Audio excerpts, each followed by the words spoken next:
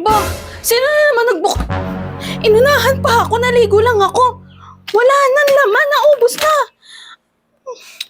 Yung tagal-tagal ko tong gustong-gustong kainin itong OB Chismuro na to, tapos uunahan lang ako. Kainis naman. May kagat iniwan pa, nahiya pa, nagtira pa talaga.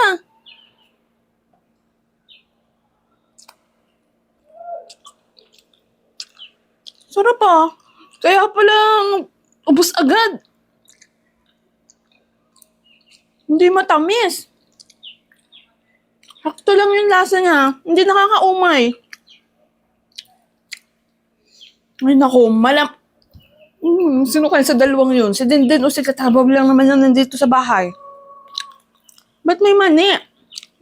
Yung pala yung with the twist. May mani.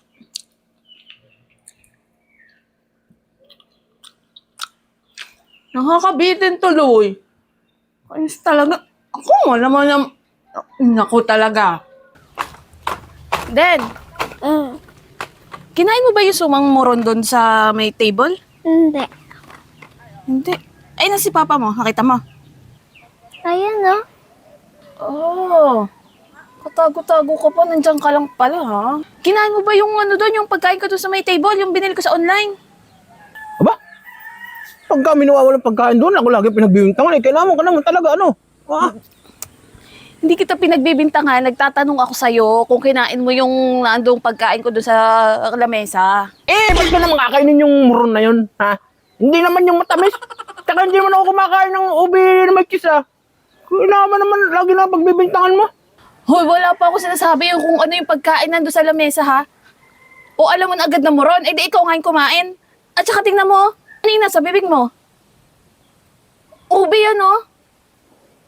Kulay violet yung nasa bibig mo, eh. Kunyari ka pa. Sabihin mong hindi matamis. Ikaw naman ang kumain. Ayan, oh, ayan ang ebidensya, oh. Kunwari ka pa dyan, di daw matamis, pero naubos. Hindi man talaga ako kumain nun eh. Sakto lang yung tamis eh. Tapos yung ube at cheese, perfect yung pagkakatimpla. Tapos masarap ang ano pa nun, may mani. Pero mas masarap sana yun kung may ano kasamang ano, at choco. Mag-chat ka dun sa seller, sabihin mo, susunod, dami-damihan naman yung laman sa packaging. Hindi yung kakaunti, bitin tuloy. Sarap pa naman ng paninda nila. Alam na masarap ang paninda, kakaunti ang ilalagay. Sarap eh. Panalo. Ito masarap.